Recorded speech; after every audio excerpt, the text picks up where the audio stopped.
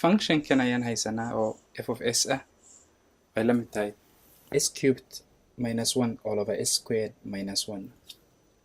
marka function kan muxuu noqonayaa f of s ka ama value-ga f of s markeed s is equals to 1 markay tahay. s markaan ka dhigno 1 booskan value-ga f of s muxuu noqonayaa? way iska caddahay haddaan gelino 1 booskii s denominator-ga 0 ayuu na siinayaa waayo 1 square waa iska 1 1 minus 1 waa iska 0. marka waxaan u baahannahay inaan samayno continuous extension sifa aan usoo saarno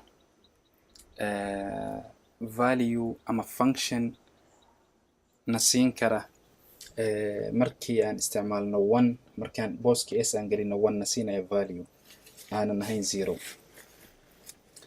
marka waxaan samaynayaa qaybtan kore un baan factorize garaynayna. so far factorization ayaa very important ah sifa functionka laga dhigo function oo continuous ah. marka functionkeena kan continuous ma aha at s is equals to 1 laakiin waxaan rabaa inaan ka dhigno continuous. marka sida tan aan uga dhigaynaa midkan ayaan factorize garaynaynaa.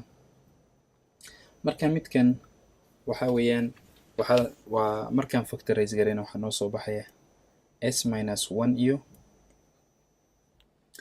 iyo s squared minus s plus 1. qaybtan kore haddaad factorize garisid saasaa kuu soo baxaysa. kadibna waxaan u qaybinaynaa s squared minus 1.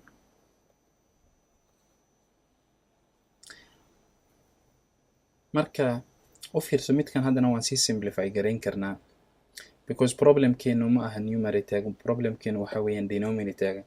denominator waa inaan wax ka bedelnaa sifa markaan 1 aan u gelino booski s ay noo siiso value aanan ahayn 0. marka s squared minus 1 waxaan u qori karnaa haddii waan factorize garayn karnaa oo marka waxaan u qori karnaa s plus 1 lagu dhuftay s minus 1. marka sidaad aragtiin tan iyo tan way isla bixi karaan. marka maxaa noo soo haraya? waxaa noo soo haraya qaybtan iyo qaybtan. marka waxay noqonaysaa s squared minus s lagu daray 1 loo qaybiyey s plus 1. marka functionkeeni saasuu hadda noqday f of s. marka hadda s markay 1 la mid tahay waan heli karnaa value uuna siinaya because hadda functionku waa continuous. marka f of 1 booskii s haddaan gelino 1 waxaan noo soo baxay value-gan 1 booskii s un baan 1 gelinaynaa. marka waxay noqonaysaa 1 squared laga jaray 1 lagu daray 1 plus 1 kan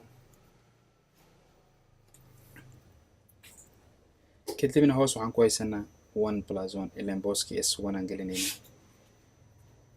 marka kor 1 squared waa iska 1 1 minus 1 na waa iska 0. marka waxaa noo soo haraya halka hoosna waa 1 plus 1 waa 2. marka functionkeena hadda waxa weyn waa iska continuous.